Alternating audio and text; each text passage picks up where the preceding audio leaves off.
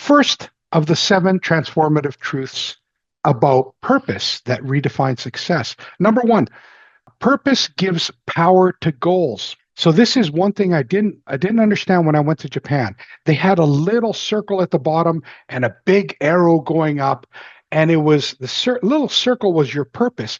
And I was told by Norman that purpose is like the gas pedal to your goal, which makes sense. It's like the gas pedal. So a goal only has strength when it's connected to a real why you're doing it. And we know this from so many people out there talking about your why. Why do you do things? Okay, so that's number one. Number two, purpose fuels resilience. When you know your purpose, obstacles become part of your path instead of roadblocks. There's a difference in the language we use. Oh, this came up. I just can't do it. That's a roadblock. Or this came up. I'm looking forward to breaking through this particular obstacle. There's a big difference in attitude, I think, when purpose fuels your resistance like this. Okay, number three, purpose provides a moral direction, which is really interesting because purpose keeps you aligned with your values, not just the results.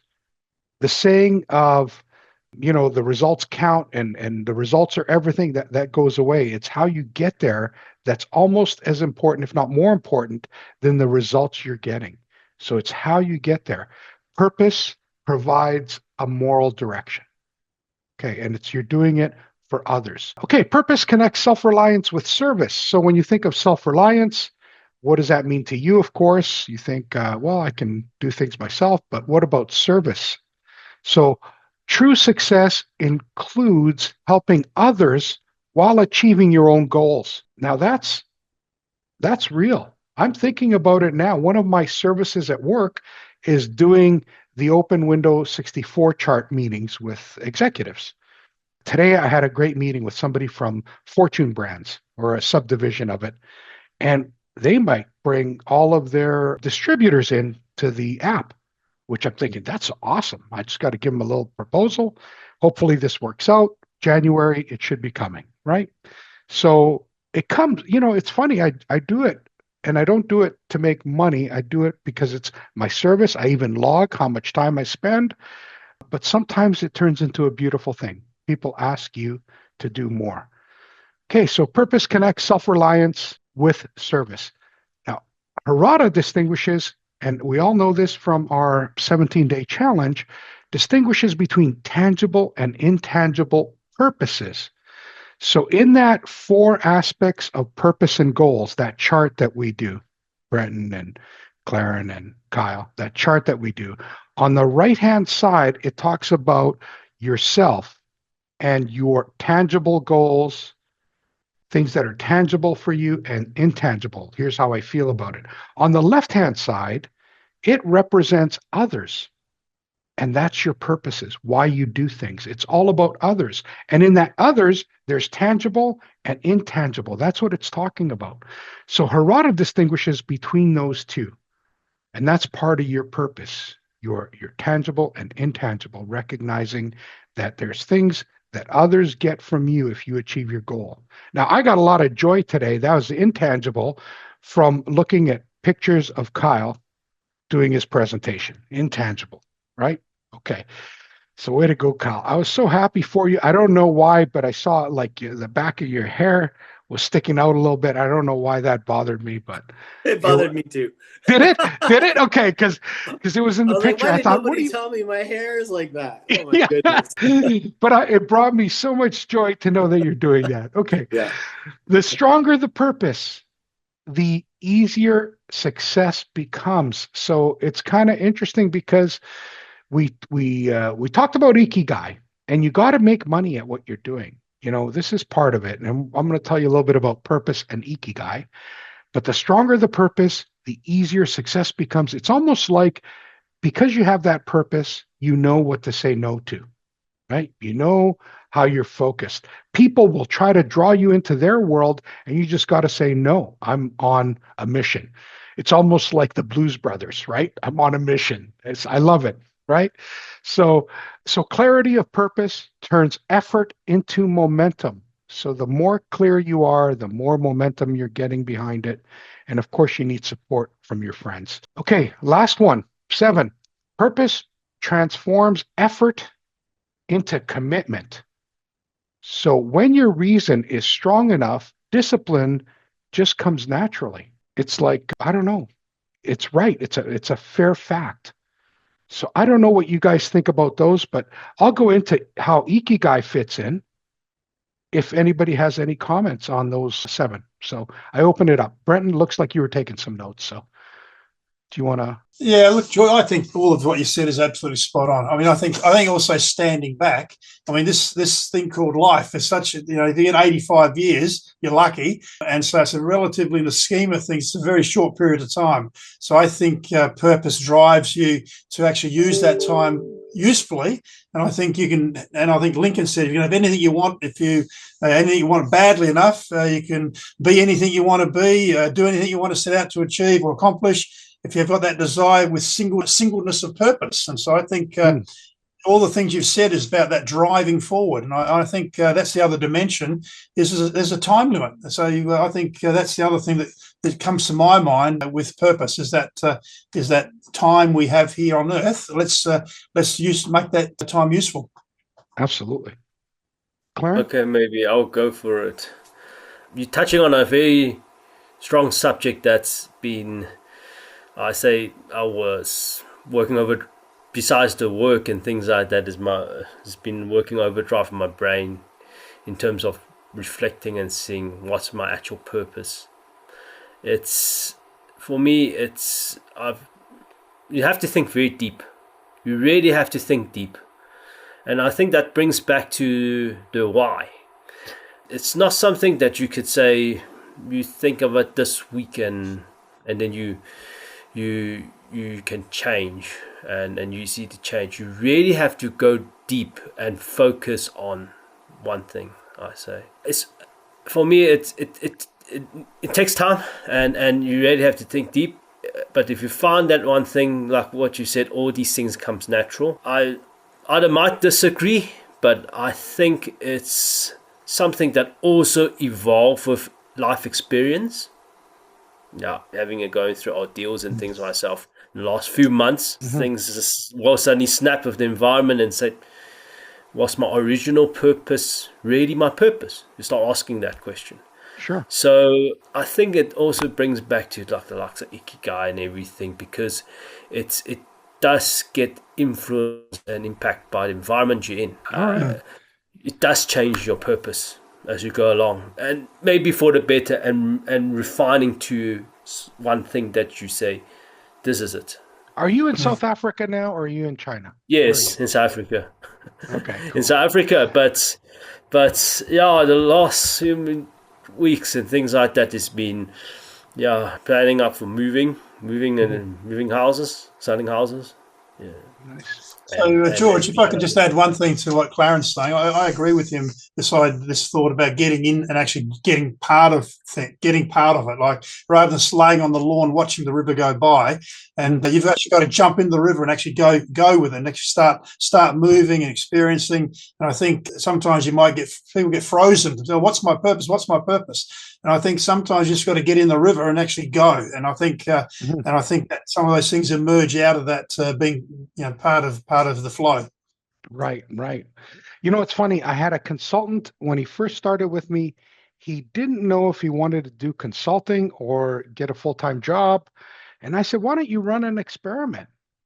Like jump in the river, in other words, do it for 6 months, list for me your expectations over that 6 months. And if it works out, stay with me. If it doesn't, then move on. But I think if you're even jumping in the river, knowing how long you could hold your breath or how long you're going to stay in the river, that's important. And don't get out too early. It was like something that, one of the gurus said, it's like you're in the lineup going to the buffet of life. Don't get out too early. The food's at the end, right? You're in a queue. Don't jump out. So I think you have to determine how long you're able to go for. That's one thing I did when I first started consulting. I said, how much money do I have? It wasn't much. And how long can I go doing this before I have to look for a full-time job? That's like Right. an interesting scenario. You got a burn rate of cash, and you got two Well, kids at home. and just to add one more small point there. I mean, sometimes also about knowing where you don't want to be. So if you're over on that side getting eaten by mozzies, I've got to get back in the middle. If you're on the other side, banging your head against the side of the cliff, you know you're not in the rear. But once you get back in the middle of the flow, okay, I'm in the right place. You got it. It was, that brings up something else for me too. And Kyle, I know you got to talk soon, but I was in real estate. I was in real estate in 1989 or something like that. And I could not believe you could make whatever it is, 10% selling a house in real estate. And that was those days. You put a little X in the codes. It was a little book. I worked for Century 21, right? It was a little book. We didn't have everything on the internet. So, but I didn't believe in selling somebody else's property and collecting that amount of money. I felt not guilty. I just felt it wasn't right. It can't be sustained. So I knew I didn't want to be in real estate, even though I'm a good salesperson. All right. So, good point. Kyle, what are your thoughts? Yeah, I guess you made a list of 7 items, and I took notes to try to track them. I got 8, so I must have double counted something. But everything that you said, I could see a lens to look at it through that it's all true. A couple of thoughts is the tool you talked about, the tangible, intangible for self and others. I use that today in my speech. Had people participate and use their little activity booklets and fill out their own. I can't recall if that tool is intended to be used the way that I use it, or if I took it to a step further. So typically people are identifying their goal, how it makes them feel, the tangible benefit to others, and how they'll feel. My marketing background, I often am looking at how do you onboard employees?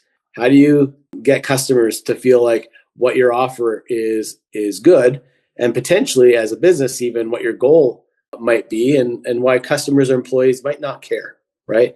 So if you have a goal and you say, hey, here's my goal, here's what I want to achieve for myself or for my company, and I'm going to feel like this when I do it. And as a result, you're going to get this tangible benefit, which will make you feel this way. How does that make you feel? It's not good enough, because I'm leading with how I benefit, right? And I reverse the order if I want to onboard people. So I talk about how your life's going to be better, how you're going to feel by how we're going to make your life better. The tangible that you're going to experience is how we're going to make your life better. And we're the right people to deliver this for you, because this is how we feel, and this is what we believe. And we're going to have 1 million customers, 10 million customers, 100,000 satellites, whatever your tangible goal might be. Now suddenly it can be connected to how you're going to improve their life. And by the goal you have, it might give a sense of like, wow, if you achieve that goal, imagine how many more people like me you're going to be able to help, how much more capacity you'll have. So it changes by flipping the order. It changes the meaning of it, I think. So I'm not sure if that's... Oh, no, that's the intent. The intent actually is that every company doing that exercise should realize that only by communicating in the bottom left-hand quadrant, which is how others feel, only if you have a strong statement, mission statement, vision, whatever, on how others feel, only then will you achieve the successes that you want to achieve. So you might start in that order. But during the exercise, people don't know that. They got to get out from within themselves. Mm-hmm. But after you lay that out, every statement the company has should be focused in intangible for others. What is it you're doing for them? That's what we were told. And a big light came off when I was in Japan. That's why we have that 17-day challenge. It's in there. Mm-hmm. And I love it. I love that. Can I add on to what you were saying, George, in terms of that bottom quadrant? When you get to the situation where people can't explain, it also, for me, I look at it from my experience in my workplace. It tells a lot that the company, people don't know what the company's doing, literally, because it doesn't really connect the intangibles to them. No. That's the comment. And the comment was from Takashi Harada, is the best companies in Japan, which is probably the best companies in the world, all communicate from the bottom left quadrant. And I used an example, GC Dental. GC Dental won the Deming Award as being one of the best companies when I was out there. And we went out to see GC Dental. And the first thing the president said to us in front of this statue that they believe in is everyone that joins us at GC Dental in our mission for others, which is pain-free dentistry, they will all go to heaven. He didn't say heaven, okay? He said they will all be blessed with eternity, something along those lines. He didn't say heaven, but can you imagine? That's pretty intangible, and that's for others. He didn't talk about how much money they're going to make this year or anything like that. No, money doesn't matter anymore in that stage. Well, I wish it Well, mattered look, more to us, because out of the people that are running this world, there are some people more deservedly, to run the world. Okay, let me talk a little bit about Ikigai and purpose, and then we'll invite our guests in. Okay. Ikigai is more holistic in nature. We know the equation. It answers, why do I get up in the morning, basically? And what you're trying to do is make a distinction of your bliss. Ikigai is bliss. It's a blend of purpose, and it channels energy through your mission, like why you exist. So Ikigai answers the 4 questions. And if I can remember off the top of my head, it's the intersection of what I love to do, what I'm good at, what the world needs, and what I can make money at. Okay, that intersection. So purpose is something along the lines of this is the direction, and Ikigai is along the lines as this is why I exist in life. And they both serve a great purpose. One is your fulfillment in the future, which is Ikigai. It'll be sustainable fulfillment because you're always looking at that why you exist. And your purpose is going to be something along of this is the direction I'm going. This is my purpose in life. So I don't know if that made a whole lot of sense, but put it a little differently, because I got a statement here. Put a little differently. Here it is. Ikigai is personal and social. It's finding harmony between self-fulfillment and service to others. So the difference between Ikigai and purpose is Ikigai is holistic. It encompasses your entire life balance. It's everything. And I remember listening to somebody from some Japanese professor I know, and he says, everybody in Japan knows about Ikigai. I don't know why it's a big thing in North America. It's because we're not really taught about Ikigai, right? Ikigai is about being, and purpose is about doing. What a great way to think about it. Ikigai is about being, and purpose is about doing. Okay, and finally, in the Harada Method context, purpose fuels achievement, while Ikigai sustains the long-term fulfillment. Okay, I still got to get my head around all that, but the point is, I think they fit nicely. I remember going to a conference, and the big thing was, don't do lean, like a lean conference. People who might know lean, don't do lean, be lean. Okay, now we're talking the difference between, purpose, don't do lean, and be lean, Ikigai. It's the way you're going to be. So they made a big thing out of being. Being is a personal thing, and it's action word, and it's about your existence. Okay. Comments, and then we'll just open it up. This whole topic reminded me a little bit about, I guess, my career for 30 years has really been about brand positioning and helping businesses understand how to go from we make widgets and we're trying to make lots of money to like, why are we doing this? Mm-hmm. Right? Whose life are we making better? And how do we position our brand to be more than about making money or widgets, right? How do we stand for something that matters that people will care about? So I think and I don't know if it's being in North America where people were so focused on capitalism, mm-hmm. they didn't care about serving others, maybe, as a generalization. So for them, it was a novel idea to think about standing for something that represented like, how do we benefit others? You had to actually consciously try to make an effort to figure out what that might be. And people were reverse engineering it from, well, we make money and we make widgets, so how does that help people? Instead of flipping it around and understanding, what problems do you want to solve in the world? How is it? Who are the people that have those problems, and how can you solve it? Whether it's with the widgets you make now, or with something else in the future that's going to be valid, which is when you start getting into continuous improvement, and beyond that into innovation, and what culture do you build so that you can actually do these things and become and stay a leader in that space. Yeah. I got a, maybe like a statement. If you're looking at whether your purpose is a good one or your purpose is worthy, I think you should call your customers or people you connect with and say, if what I did no longer existed, would you be upset?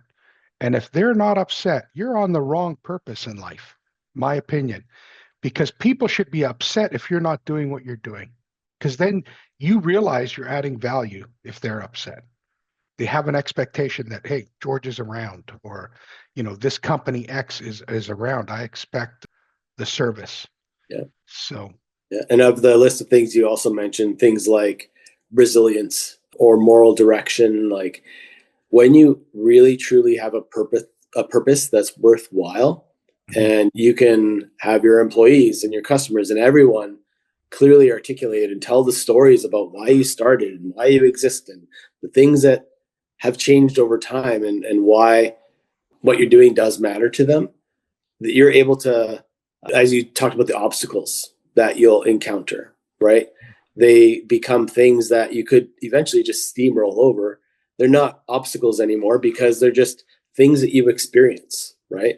Because there's enough purpose that's driving you and providing that, whether it's resilience or even sense of direction. So it's easy to make decisions on what's the right thing to do or what's the wrong thing to do. And do I say yes or do I say no?